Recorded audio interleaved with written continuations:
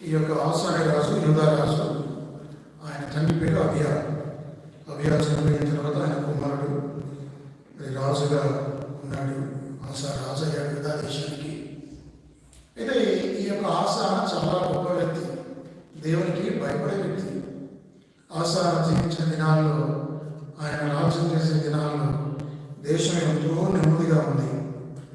కాబట్టి చూడండి 14వ వచనం, మొదటి వచనం. అబియా తన మిత్రులతో కూడా నిద్రింపగా జనులు అతన్ని దావీదు పట్టణమందు పాతిపెట్టి అతనికి బదులుగా అతని కుమారుడైన ఆసా రాజాయను. ఇతని దినములలో దేశము 10 సంవత్సరాల నెమ్మది, 10 సంవత్సరాల నెమ్మది ఉందట. కాబట్టి దేవుడే నెమ్మది కలిగజేశాడు. దేవుడు నెమ్మది కలుగజేస్తాడు, విశ్రాంతిని ఇస్తాడు, నెమ్మదిని ఇస్తాడు. ఎప్పుడు ఆయన మనకు విశ్రాంతి ఇస్తాడు? ఎప్పుడు ఆయన మనకు నెమ్మది ఇస్తాడు? మనకు కానీ, మన కుటుంబానికి కానీ, మన సంఘానికి కానీ, మన సమాజానికి, మన దేశానికి దేవుడు ఎప్పుడు ఇస్తాడంటే మనం ఎప్పుడైతే దేవుని భయభక్తులు కలిగి జీవిస్తామో, ఆయన విశ్వాసం ఉంచి ఆయనకు అనుగుణంగా మనం నడుచుకుంటామో, దేవుడు మనకు నెమ్మది ఇస్తాడు, విశ్రాంతిని ఇస్తాడు. విశ్రాంతి లేని వారికి, నెమ్మది లేని వారికి, సమాధానం లేని వారికి సమాధానం ఇచ్చేవాడే మన దేవుడు. ప్రయాసమైన భారం మోసుకొచ్చిన సమస్త జనుల నా ఎదుకు రండి, నేను మీకు విశ్రాంతి కలగజేతున్నాను. ఎంతమంది యేసు ప్రభువుకి వస్తారో, ఓ ప్రభు నాకు నెమ్మది లేదు, నాకు విశ్రాంతి లేదు, నెమ్మది అనుగ్రహించు ప్రార్థన చేస్తున్న వారికి యేసు ప్రభు వారికి విశ్రాంతిని ఇస్తాడు. నా శాంతినే మీకు అనుగ్రహించున్నాను, లోకం ఇచ్చినట్టుగా కాదు, నా శాంతిని మీకు అనుగ్రహించున్నాను. వ్యవహారం 11:20-27 మాట్లాడుతుంటాయి. కాబట్టి ప్రభువుని యేసుక్రీస్తు వారు తన బిడ్డలకు నెమ్మదినిచ్చేవారు. యూదా వారు దేవుని బిడ్డలు కాబట్టి దేవుని ఆశ్రయించిన వారు, మరి దేవుడు వారికి తన రాజ్యానికి ఆశ ఎంతో నెమ్మదినిచ్చాడు. దేవుని బిడ్డలపై మనం నెమ్మది లేకుండా బీకిలో, భయంలో, ఆందోళనలో మరి భయపడుతున్నామా? భయపడాల్సిన పని లేదు. ఎందుకంటే మన దేవుని బిడ్డలు. దేవుడు మనకు నెమ్మది ఇస్తాడు, దేవుడు మనకు విశ్రాంతి ఇస్తాడు, దేవుడు మనకు ధైర్యపరుస్తాడు. కారణం ఎందుకు ఆసా జీవితంలో ఇంత నెమ్మది కలిగింది? కారణాలు కొన్ని మనం చూడాలి. చూడండి 2వ వచనం, 2వ వృత్తాంతం 14:2 వచనం. ఆసా తన దేవుడైన యెహోవా దృష్టికి అనుకూలముగాను యథార్థముగా నడిచిన వాడై. చూసారా ఎప్పుడు నెమ్మది వస్తుంది మనకు? ఎప్పుడు మన కార్యక్రమం దేవుడు వింటాడు? ఎప్పుడు మనం దేవుడి చిన్న అంగీకరించబడతామంటే ఆసా తన దేవుడైన యెహోవా దృష్టికి అనుకూలముగా యథార్థంగా నడిచాడు. నడక అనేది walk shows of character, spiritual character గురించి మాట్లాడుతుంది. నడవడం అనేది క్యారెక్టర్ గురించి మాట్లాడుతుంది. కాబట్టి ఇతను ఎలా నడిచాడు? ఇతని క్యారెక్టర్ ఎలా ఉందంటే యథార్థంగా జీవించాడు. యథార్థంగా జీవించడం అర్థం ఏంటంటే బయట ఒకలాగా లోపల లాగానే జీవించడం. మనం లోపల ఎలా ఉన్నామో బయట అలాగే ప్రవర్తించడం, దీన్ని యథార్థత అంటారు. ఇంట్లో ఎలా ఉన్నామో బయట అలాగే, సంఘంలో ఎలా ఉన్నామో సంఘం వెలుపల అలాగే, పనిచేసే దగ్గర ఎలా ఉన్నామో అన్ని స్థలాల్లో కూడా యథార్థంగా మరి ఉండటమే. అలా మనం యథార్థంగా నడవడానికి ప్రయత్నం చేయాలి. యథార్థమైన జీవితాన్ని మనం ప్రాక్టీస్ చేయాలి. ప్రభా నేను యథార్థంగా ప్రవర్తిస్తాను, యథార్థంగా జీవిస్తాను, యథార్థత తప్ప నా జీవితంలో వెలగడానికి స్థానం లేదు అని మనం తీర్మానించుకుంటే దేవుడు మనల్ని దీవిస్తాడు, దేవుడు మనకు నెమ్మదిస్తాడు, దేవుడు మనకు విశ్రాంతి ఇస్తాడు, దేవుడు మన ప్రార్థన ఆలకిస్తాడు. ఒక రాజు కొన్ని ఇశ్రాయేలు ప్రజలు యూదా దేశాన్ని, యూదా ప్రజలను పరిపాలించి రాజే కనుక ఇంత పవిత్రంగా, ఇంత యథార్థంగా, దేవుడికి అనుకూలంగా నడుచుకున్నాడు. మనం కొన్నిసార్లు దేవుడికి ప్రతికూలంగా నడుచుకుంటాం. దేవుడు ఒక చేయమని చెప్తాడు, దానికి వ్యతిరేకంగా చేస్తాం, ప్రతికూలంగా చేయబడదు. దేవుడు వాక్యానికి సంపూర్ణంగా మనం లోబడాలి. అప్పుడు దేవుడు మన జీవితంలో కార్యం చేస్తాడు. ఈ ఆశ ఇంత గొప్పగా దీవించబడడానికి కారణం ఏంటంటే ఆయన గుణలక్షణాలు. ఆయన యథార్థంగా నడిచాడు. యథార్థత అంటే సత్యం కలిగి జీవించడం, పవిత్రత కలిగి జీవించడం, వేషధారణ లేకపోవటం, కపటం లేకపోవటం, అన్ని విధాల అన్ని స్థలాల్లో సీక్రెట్ లైఫ్, మరి అదేవిధంగా public life, personal life, private life అన్నీ ఒకేలాగా మనం ప్రయత్నం చేస్తే దేవుడు మన ప్రార్థనలకి సంగమతులు కాదు, యాసంకి ఏం చేశాడు? 3వ వచనంలో అన్య దేవతల బలిపీఠములను పడగొట్టి ఉన్నత స్థలములను పాడు చేసి ప్రతిమలను పగలగొట్టి దేవతాస్తంభములను కొట్టివేయించి విగ్రహారాధన దేశంలో లేకుండా చేశాడు. ఇశ్రాయేలు ప్రజలే లేదు, యూదులే, ఇశ్రాయేలీయులే, దేవుడు ఎరిగిన వారే. ధర్మశాస్త్రం మారుతుంది. 10 ఆజ్ఞల్లో మొదటి 4 ఆజ్ఞలు వారికి తెలుసు. నేను తప్ప వేరొక దేవుడు నీకు ఉండకూడదని తెలుసు. దేని రూపంలో విగ్రహం చేసుకోవడం తెలుసు. అయినప్పటికీ ప్రజలు తన చుట్టుపక్కల ఉన్న దేశాలు, అన్ని దేశాలు వారు అన్య దేవతలను పూజించేవారు. వారి వల్ల వీరు కూడా ప్రవర్తించారు. చూసారా? కాబట్టి కొన్నిసార్లు ఇతరుల ప్రవర్తన, ఇతరుల నడక మన మీద ప్రభావం చూపిస్తుంది. దుష్ట సాంగత్యము మంచి నడవడిని చెల్లును.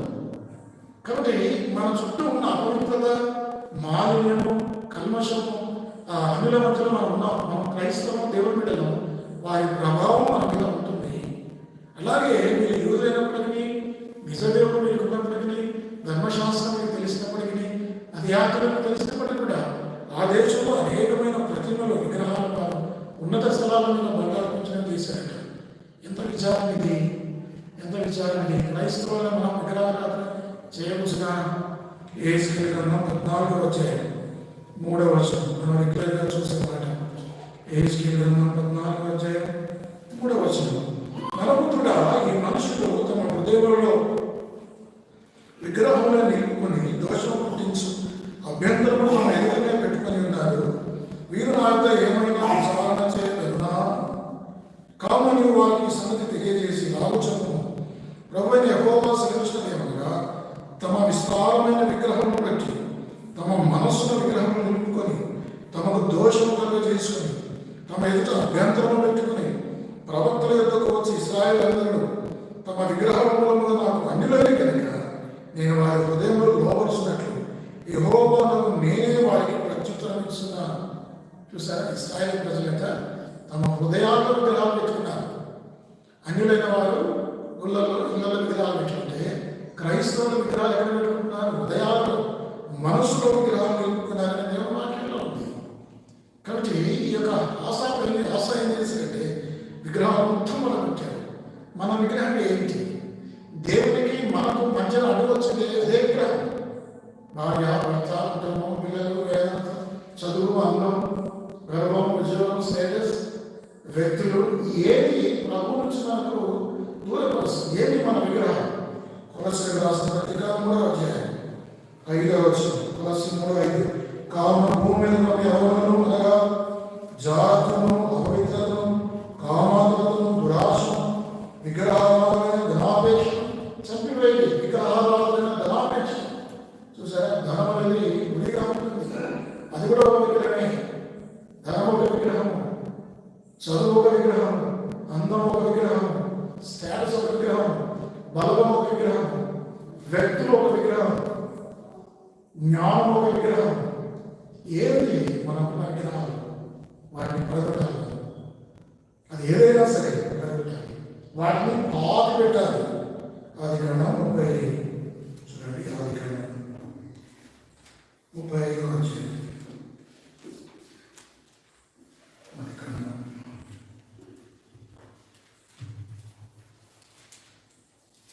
చూడండి. అది కన్నా 35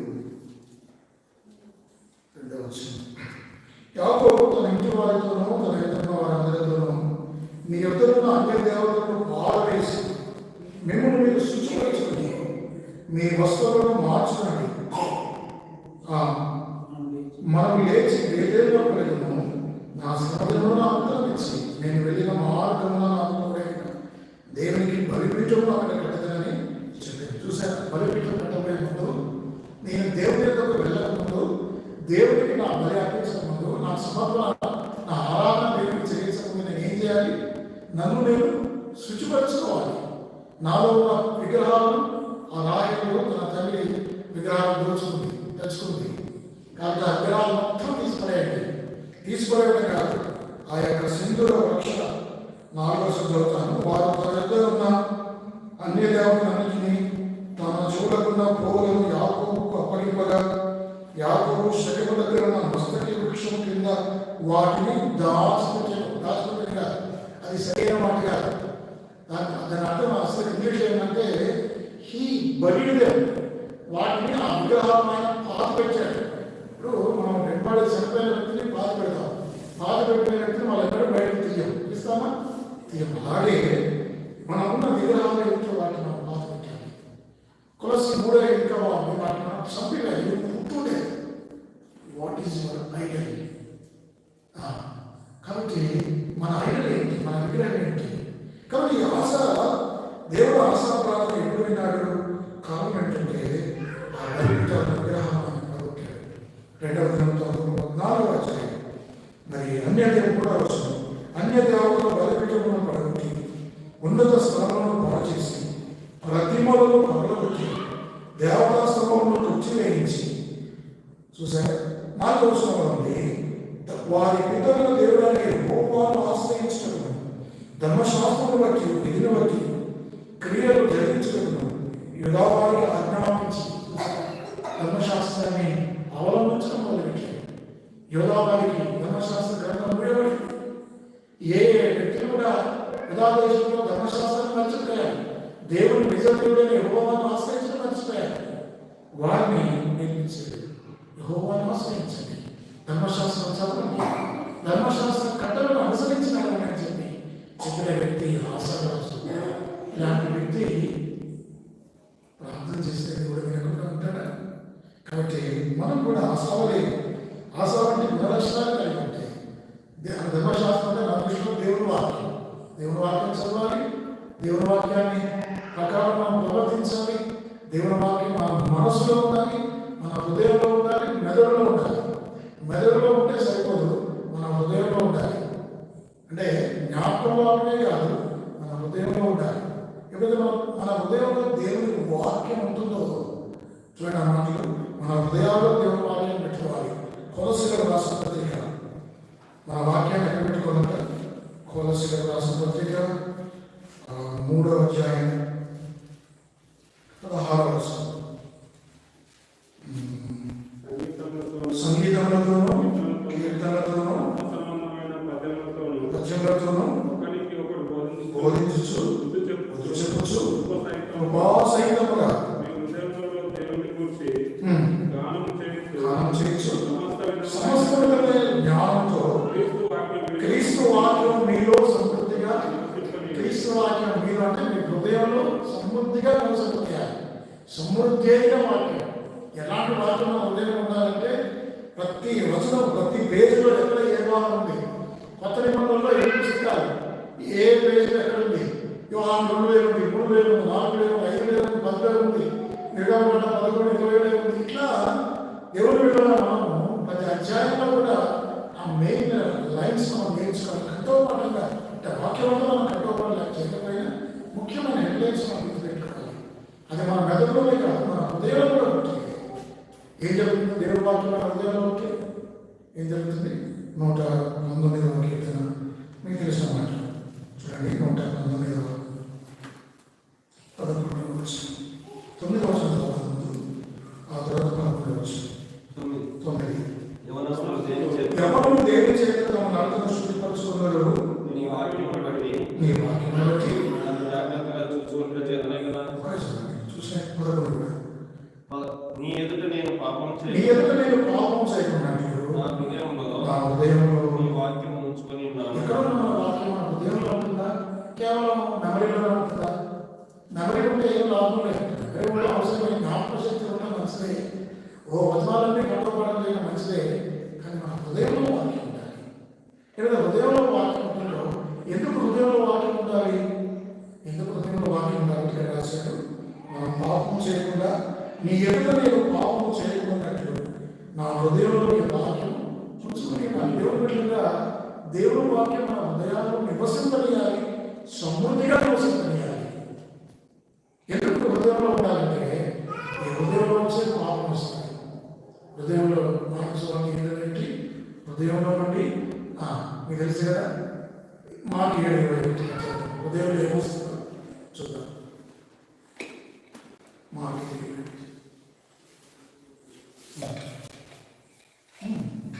లోపల నుండి అనగా మనుషుల హృదయంలో దురాలోచనలు, జాగ్రత్తలు, దొంగతనములు, నరహత్యలు, వ్యభిచారములు, లోహములను, చిరుతలమును, కృత్రిమమును, కామవికారమును,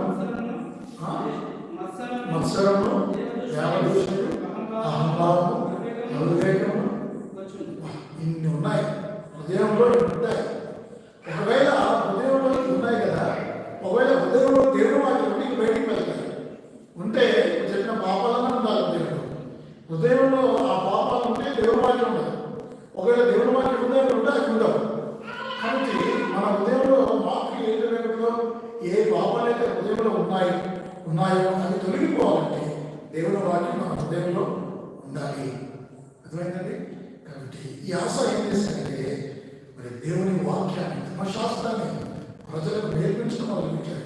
గ్రంథం సూత్రాలు తీసి ధర్మశాస్త్రాన్ని 2వ దినవృత్తాంతం 14వ అధ్యాయం, వారి పితరుల దేవుడు 4వ వచనం, వారి పితరుల దేవుడైన యెహోవాను ఆశ్రయించుటకును ధర్మశాస్త్రమును బట్టి విధిని బట్టి క్రియలు జరిగించినట్టు నువ్వు యూదా వారికి ఆజ్ఞాపించి, దేవుడు మనకు కూడా ఆజ్ఞాపిస్తున్నాడు.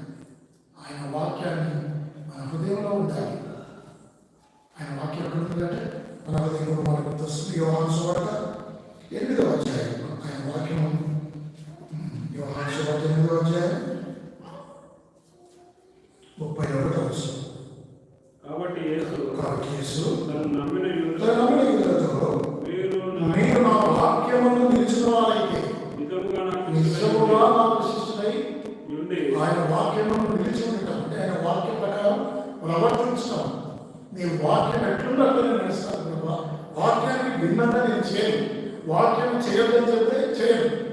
వాక్యం ఏది చేయమని చెప్తే అది చేస్తాను. అది వాక్యమును నిలిచి ఉండటం. అర్థమైందండి? మరి దేవుని వాక్యానికి లోబడిన వ్యక్తి, దేవుని వాక్యాన్ని ఇతరులకు ప్రకటించిన వ్యక్తి, దాని ప్రకారం నడవడాన్ని ప్రవర్తించిన వ్యక్తి, మరి ఇలాంటి వ్యక్తి చూడండి. 5-6 చదువుతాను. 2వ దినవృత్తాంతం 14:5. ఉన్నత స్థలములను, సూర్య దేవతా స్థలములను యూదా వారి పట్టణం అన్నింటిలోని తీసివేసి అతని 7 ఏళ్ల రాజు నెమ్మదిగా ఉండెను. ఆ సంవత్సరంలో అతని యుద్ధం లేకపోవడం చేత దేశంలో నెమ్మది కలిగి ఉండెను. యెహోవా అతనికి విశ్రాంతి దయచేసి ఉండగా అతడు యూదా దేశంలో ప్రాకారముల పట్టణాలను కట్టించెను. ఇన్ని మంచి లక్షణాల వ్యక్తికి నెమ్మది ఉండకుండా, విశ్రాంతి ఉండకుండా ఎలా ఉంటుంది? ఆసాములతో మాట్లాడుతుంది ఏమిటంటే మనం కూడా మరి అన్య దేవతల విగ్రహాలను మానేసి అతమాత్రం యథార్థంగా అనుకూలంగా దేవునికి నడిచి ధర్మశాస్త్రం ప్రకారం నడిచి యెహోవాను ఆశ్రయిస్తే మరి దేవుడు మనకు నెమ్మదిస్తాడు. మన హృదయాలలో నెమ్మది, సమాధానం లేకపోవడానికి కారణం ఏంటి? ఆందోళన, భయము, భీతి, కంగారు, కలవరం ఎందుకు కలుగుతుంది మనకు? ఎందుకు కలుగుతుంటే దేవుని వాక్యం ప్రకారం ప్రవర్తిస్తే యథార్థంగా జీవించేవాడు దేనికి భయపడతాడు? దేవుల్లో ఉండి నీతిమంతులు, చెప్పండి, నీతిమంతులు సింహం వలె ధైర్యముగా ఉందురు. నీతిమంతులు యథార్థంగా ప్రవర్తించేవాడు. ఇలా వెళ్ళిన మనం అందరికీ ప్రాక్టీస్ చేయాలి. ఇది ఒక రోజు వచ్చేది కాదు, ఒకసారి జరిగేది కాదు, సంవత్సరాల తరబడి ఇది మనం ప్రాక్టీస్ చేయాలి. ఉన్న బలంగా మనం పరిశుద్ధమైపు ఈ పరిశుద్ధత అనే ప్రక్రియ ఇది నిరంతరం చనిపోయేంత వరకు కొనసాగుతూనే ఉంటుంది కదండి. ఇది process of holiness, it should be continued. ఇది కొనసాగుతూనే ఉండాలి. కాబట్టి మరి ఈ ఆశా జీవితంలో ఇలాంటి సందర్భంలో ఒకసారి ఏం జరిగిందంటే ఆ దేశం దగ్గరికి కొన్ని వేల మంది, లక్షల మంది సైన్యం వచ్చింది. 9వ వచనం చదువుతాను. 9వ వచనం 14:9.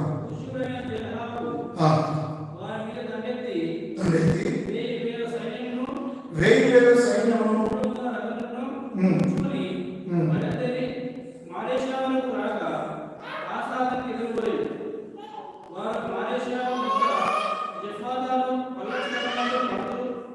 తీర్చి యుద్ధం కలగగా ఆసతను దేవుడైన యెహోవా మొరపెట్టి, యెహోవా విస్తారమైన సైన్యం చేతిలో ఓడిపోకుండా బలం లేని వారికి సహాయం చేయుటకు నీకన్నా ఎవరూ లేరు.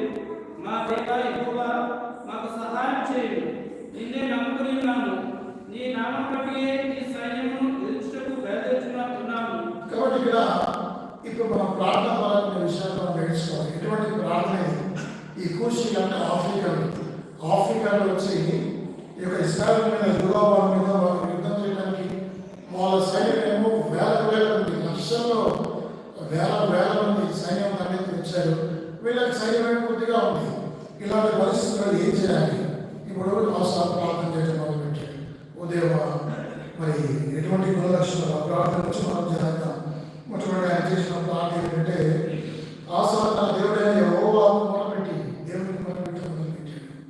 మొట్టమొదటి మనం చేయాల్సింది ఏంటంటే దేవుడికి మనం మొదలుపెట్టాలి. మన కష్టాలు వచ్చినప్పుడు, ఇబ్బందులు వచ్చినప్పుడు, శ్రమలు వచ్చినప్పుడు, కష్టాలు వచ్చినప్పుడు మనం చేయవలసింది ఏంటంటే మరి నిర్గమకాండం 3వ అధ్యాయం 7వ వచనం చదవండి. నిర్గమకాండం 3వ అధ్యాయం 7వ వచనం. నిర్గమం 3:7. మరియు యెహోవా ఇట్లనెను, నేను ఐగుప్తులో నున్న నా ప్రజల పాలన నిశ్చయంగా చూస్తుని పనులలో తమను కష్టపెట్టు వారిని బట్టి వారు పెట్టిన మొరలు వింటిని, వారి దుఃఖము నాకు తెలుసు. కాబట్టి ఆ యొక్క వెట్టిచాకరిలో, ఐగుప్తుల వెట్టిచాకరిలో ఇశ్రాయేలు ప్రజలు ఎంత బాధపడ్డారు, ఎంత వేదన పడ్డారు. ఆ బాధ తట్టుకోలేక ఇశ్రాయేలు ప్రజలు మొరపెట్టారు. ఆ మొర అంటే అంటే మూలగటం అంటే కేకలు వేయటం, ఆ బాధ తట్టుకోలేక. అదే 3వ అధ్యాయం 9వ వచనం. ఇశ్రాయేలు మొరలను మళ్ళీ చదవండి. ఇశ్రాయేలు మొర ఇశ్రాయేలు చేయాలని. కాబట్టి ఇశ్రాయేలు మొర నిజంగా మొరపెట్టడం మొదలుపెట్టి దేవుని పెట్టడం మనం చేయవలసింది ఏంటంటే నేను ముగిస్తాను. ప్రార్థన అనేది ఎన్ని అంశాల గురించి మనం కూడా క్లుప్తంగా నేను ముగించను. కాబట్టి ఎలాగో మొట్టమొదటిగా మనం మరి మొర అనేది చాలా ప్రాముఖ్యం. దేవుని పెట్టిన మనం మొరపెట్టాలి. దేవుని ప్రజలు ఇశ్రాయేలు మొరపెట్టాలి. మొరపెడితే దేవుడు ఏం చేస్తే వారి మొరవినాక దేవుడు పరలోకం నుంచి దిగి వచ్చి ఐగుప్తు దాసత్వం నుంచి వారిని పెట్టించాడు. దేవుని బిడ్డ నీ కష్టం వచ్చిందా, బాధ వచ్చిందా, నిరాశ కానీ దేవుడికి మొరపెట్టాలి. మన దేవుడి మీదే మనం ఆధారపడాలి. కీర్తన గ్రంథం 20వ అధ్యాయం. ఇంకెవరి మీద కదా కానీ కీర్తన 20 మనకు బాగా తెలుసు మాట్లాడి. కీర్తన గ్రంథం 20వ అధ్యాయం 7వ వచనం. కొందరు రథములు బట్టి, కొందరు గుర్రములు బట్టి ఆశ్చర్యపడతారు. మనమైతే మన దేవుడైన యెహోవాను బట్టి దేవా, మాకు బలం లేదు. మన యొక్క బలహీనతను, మన అసమర్థతను, మన చేతకనంతనాన్ని దేవుని ఒప్పుకోవాలి. ఓ ప్రభా, నా వల్ల కాదు ప్రభా, నేను అసమర్థను, నేనేమీ చేయలేను, నేను జయించలేను అని మన యొక్క బలహీనతను దేవుని పెడితే దేవుడు మనం బలవంతులుగా చేస్తాడు. కాబట్టి ఈ ఆశ తన బలం మీద ఆధారపడలేదు. కీర్తనకారుడు దావీదు చెప్పినట్లుగా మరి కొందరైతే రథములను బట్టి, కొందరు గురువులను బట్టి అతిశయపడతారు. మనమైతే మన దేవుడిని యెహోవాను బట్టి అతిశయపడతాం. మన దేవుని బట్టి అతిశయపడతాం. మనల్ని బట్టి, మన బలగాన్ని బట్టి కాదు, మన దేవుని బట్టి. కాబట్టి ఆశ అంటున్నాడు, ఓ దేవా, నేను చదువుతున్న మాటలు 2:14 వచ్చాయి అని చెప్పిన మాట. యెహోవా విస్తారమైన సైన్యం చేత ఓడిపోకుండా బలము లేని వారికి సహాయం చేయదు. నీకన్నా చదవండి. బలము లేని వారికి నీకన్నా ఎవరు లేరు. కాబట్టి బలము లేని వాళ్ళు, ఓ ప్రభా, నేను అసత్వం చేతగాని వాడాలి కదా. మీకు తెలిసిన మాటలు 2వ గ్రంథం 20వ అధ్యాయం. నాకు చేతగాదు ప్రభు అన్నాడు ఆయన. యెహోషువ 20వ అధ్యాయం 12వ వచనం. 2వ గ్రంథం 20. మా దేవా, నీవు వారికి తీర్చువాడు. శక్తి చాలు, ఏమి చేయడం మాకు తెలుసు. చూసారా, 3 మాటలు ఎవరో చెప్తున్నారు. ఏమిటిగా మొట్టమొదటిగా ఆయన పలికిన మాట మాకు శక్తి చాలు. 2వది ఏమి చేయడం మాకు తెలుసు. 3వది నీవే మాకు. ఇలాంటి ప్రార్థన దేవుని హృదయాన్ని కలిగిస్తాయి.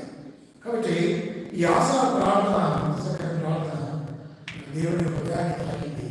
కాబట్టి 2వది ఏంటంటే మరి దేవుని నామంలో మనం పెట్టాలట. ప్రార్థన మనం చేయాల్సిందంటే అదే 14వ అధ్యాయం 13వ వచనంలో, నీ నామమును బట్టి ఈ సైన్యమును ఎదిరించడానికి బయలుదేరి ఉన్నాను. నీ నామమును బట్టి, దేవుని నామం, దేవుని ఆయన నామం పరిశుద్ధమైన నామం. ఆ నామం ఘనపరచుకోవాలి.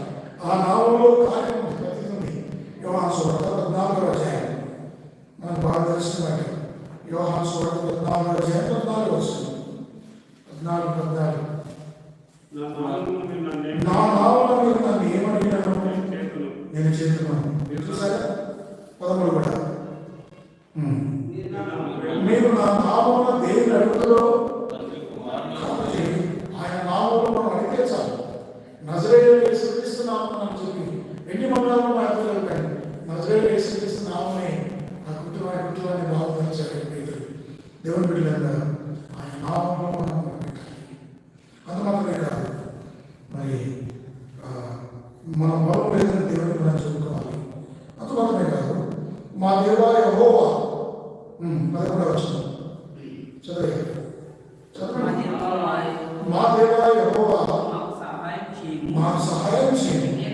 నిన్నే నమ్ముకున్నాను, నీ నామం బట్టి ఈ సైన్యం ఎదుర్చుకున్నాను. సంపూర్ణంగా దేవుడి మీద ఆధారపడ్డాను. ఓ ప్రభా, నీ మీద మేము ఆధారపడ్డాము. నరమాత్రమయ్యా యెహోవా నీవే మా దేవుడు. నరమాత్రం నీవైన జయముని దేవుడి మీద ఆధారపడ్డాడు. దేవుని నమ్మకం విశ్వాసంగా కలిసి దేవుడి నామం మీద ఆధారపడి విధానం వెళ్తున్నాడు. మరి అంత మాత్రమే కాదు, మరి ఆయన చేసిన ప్రార్థనలు మొదలుపెట్టాడు. యెహోవా సంపదన ఇలాంటి ప్రార్థనలు దేవుడు దేవుని బిడ్డలైన ఇలాంటి ప్రార్థన దేవుని బిడ్డలైన మనం ఈ రకంగా మనం ప్రార్థన చేయాలి. ఈ విధంగా మనం ప్రార్థన చేయాలి. ఈ రీతిగా మనం 66వ అధ్యాయం 10వ వచనం ముగిద్దాం. 66వ 10వ వచనం కీర్తన 66 10 ముగిద్దాం. చదవండి. లక్ష్యం చేసేలా ప్రభువు నా మనం వినకపోవును. నిశ్చయముగా దేవుడు నా మనం అంగీకరించి ఉన్నాడు. ఆయన నా విజ్ఞాపన ఆలకించి ఉన్నాడు. దేవుడు నా ప్రాణాలను త్రోసివేయలేదు. నా ఎదురు నుండి తన కృపను తొలగింపలేదు. ఆయన నన్ను సమర్పింపబడినవాడు. ఎప్పుడైనా మన హృదయంలో పాపాన్ని లక్ష్యం చేస్తే దేవుడు మన ప్రార్థన ఆలకించండి. మనం అనుకుంటాం చాలాసేపు ప్రార్థన చేస్తున్నాం, ఆన్లైన్ చేస్తున్నాను, ప్రార్థన చేస్తున్నాను, సభ ప్రార్థన చేస్తున్నాను, వ్యక్తిగత ప్రార్థన చేస్తున్నాను. ఇన్ని ప్రార్థన చేసినా దేవుడు మన ప్రార్థన ఆలకించడానికి మనం అనుకుంటాం. కానీ వాక్యం ఏం చెప్తాను, నేను హృదయంలో పాపాన్ని పెట్టుకుని లక్ష్యం చేసి ఎంత ప్రార్థన చేసినా దేవుడు వినడు. కాబట్టి మన ప్రార్థన దేవుడు కాకపోతే మనలో ఉన్న ఈ యొక్క మరి పాపాన్ని తీసుకోవాలి. ఆశ ఇంత సమానంగా ఒకటే వచ్చిన ప్రార్థన చేశాడు. ఎంతమంది ఉండే పొడవైన ప్రార్థన చేసి 11వ రోజున ఆయన చేసిన చిన్న ప్రార్థన, క్లుప్తమైన ప్రార్థన దేవుడు ఆయన ప్రార్థన ఆలకించాడు. ఎవరైతే ప్రార్థన అయిపోయిందో లేదో గొప్ప విజయం ఆలకించాడు. ఇప్పుడు చూడండి, ప్రార్థన ఫలితం చూద్దాం. దినవృత్తాంతంలో 14వ అధ్యాయం 12వ అధ్యాయం 12వ వచనం.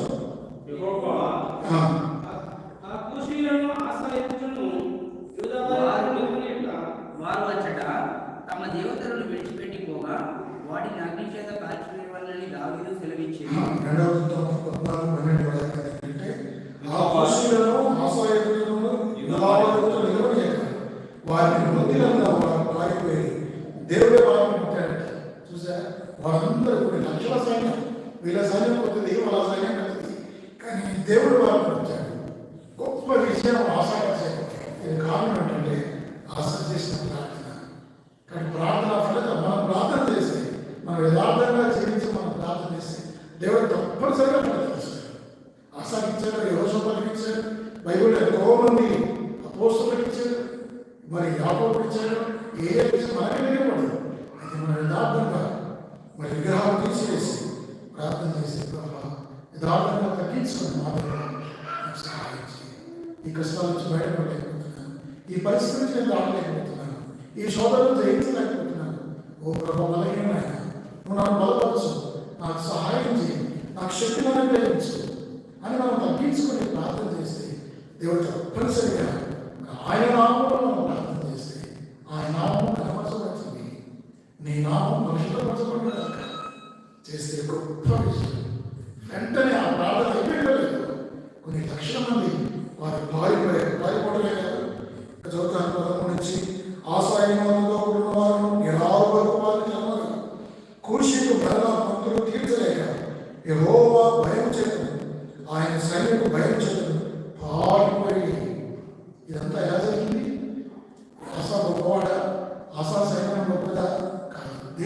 దేవుడు గొప్పవాడు. దేవుడు మార్గదర్శకంగా కార్యం చేశాడు. వారు దేవుడిని మొదలుపెట్టారు. మనం ప్రార్థన చేస్తే ప్రార్థన సమస్తం కూడా పరిస్థితులన్నింటి కూడా చక్కపరుస్తుంది, అనుకూలపరుస్తుంది. దేవుని బిడ్డలైన ఆశ ఎంత దుర్లక్షణాలు కలిగి ఉన్నాడు. రెండవది ఆశ ఎటువంటి ప్రార్థన చేశాడు. మూడవది ఆశ ఎటువంటి విజయాన్ని పొందాడు. ఈ మూడింటి ద్వారా మనం కూడా యథార్థంగా జీవించి దేవునికి భయపడితే మన జీవితాలు కూడా దేవుడు మన కుటుంబాలను, మన సంఘాన్ని అన్నింటినీ కూడా దేవుడు ప్రక్షాళన చేస్తాడు. అనేకులను మేలుకరంగా చేస్తాడు. దేవుడి వాక్యం జీవిస్తున్నాడు.